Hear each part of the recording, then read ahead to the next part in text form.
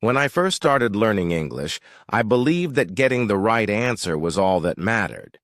If I could memorize vocabulary, pass grammar tests, and write essays, I would be considered fluent. At least that's what I thought. But I was wrong.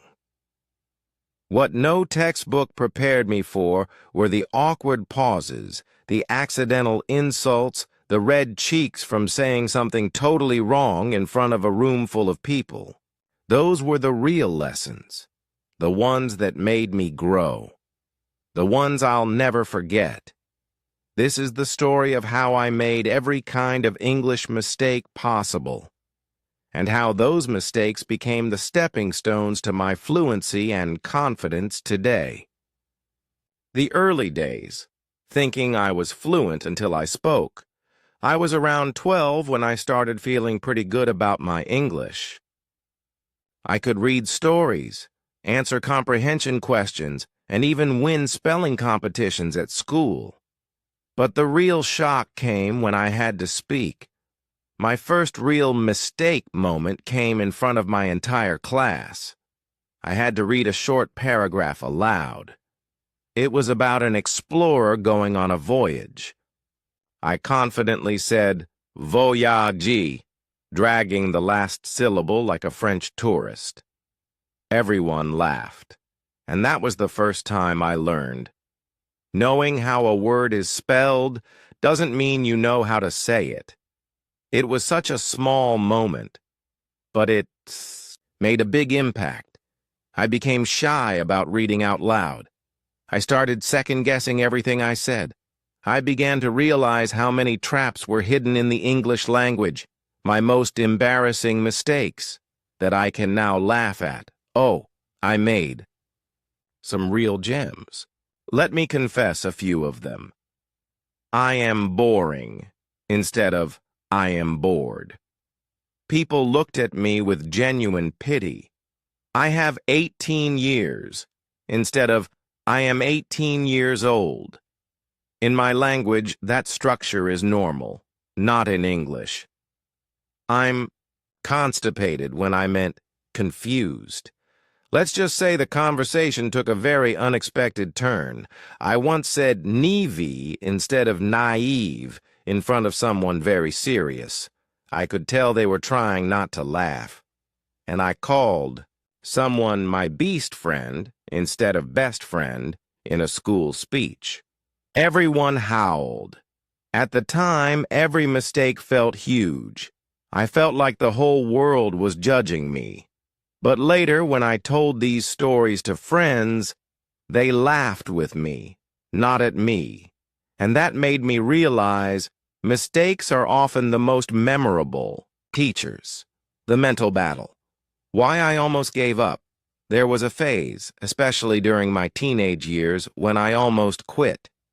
I felt stuck between I know so much and why do I still sound like a beginner? I felt like I couldn't cross that invisible barrier between textbook English and natural English. I became afraid of speaking in class. I didn't want to raise my hand. I avoided using big words I wasn't sure how to pronounce. I stuck to safe, short answers. My vocabulary was growing, but my confidence was shrinking. And honestly, I started believing that maybe I just wasn't good at languages, that maybe I'd never really sound fluent. But one day, I heard someone say something that changed everything. If you're not making mistakes, you're not learning. That quote hit me hard. I had been so focused on avoiding embarrassment, I had forgotten why I started learning English in the first place. To express myself, to connect with people, to grow. So I made a decision. I would stop hiding from mistakes and start learning from them. The turning point. My mistake, journal instead. Of running from my errors, I began writing them down in a notebook I called My English Fails, But Make Them Funny. Every time I mispronounced a word, used the wrong verb, or totally messed up an idiom, I wrote it down. Not to feel ashamed, but to laugh, review, and improve. Here are some real entries. Said, "I'm exciting," when I meant, "I'm excited." Learned that one the hard way during a date. Thought Q was pronounced Quayu. It's just Q. Why all those letters? Asked someone, "How do you feel yourself today?" They looked extremely confused. I meant, "How do you feel today?" Oops, writing these down made it all feel lighter. It turned fear into fun. I even started collecting strange English words that looked nothing like they sound. Kernel, det, key, subtle, Wednesday, aisle. The more I collected, the more I laughed. And the more I laughed, the more I learned. How I rewired my brain with shows, songs, and self-talk textbooks are great. But let's be honest, they don't prepare you for real conversations.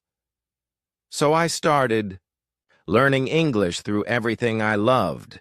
TV shows. I binged Friends, The Office, Stranger Things, and Modern Family.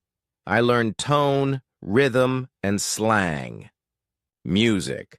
I sang along to Adele, Ed Sheeran, Taylor Swift, even when I got the lyrics hilariously wrong. YouTube. Channels like Speak English with Vanessa, BBC Learning English, and Rachel's English were lifesavers. Talking to myself. Yep.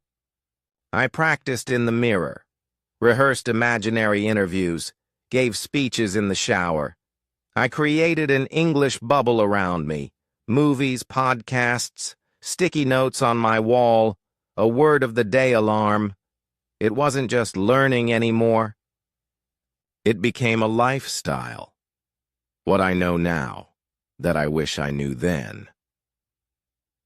Looking back, I realized that making mistakes was not the opposite of learning. It was learning.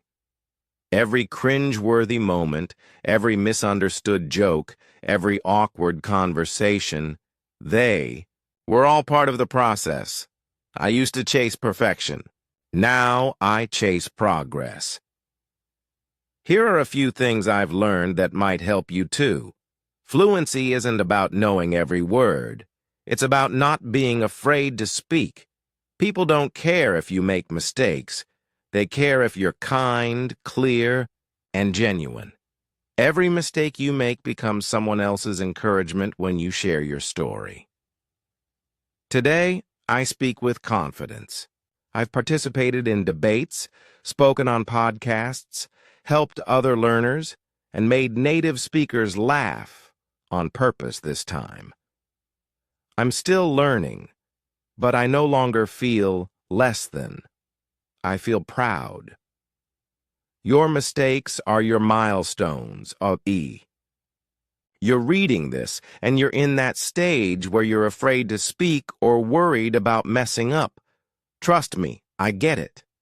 But don't let fear silence your voice. Speak loudly, laugh often, write down your errors. Turn your struggles into stories. Because someday, your story might be the reason someone else doesn't give up. And that's the real beauty of language. It connects us, teaches us, and makes us brave.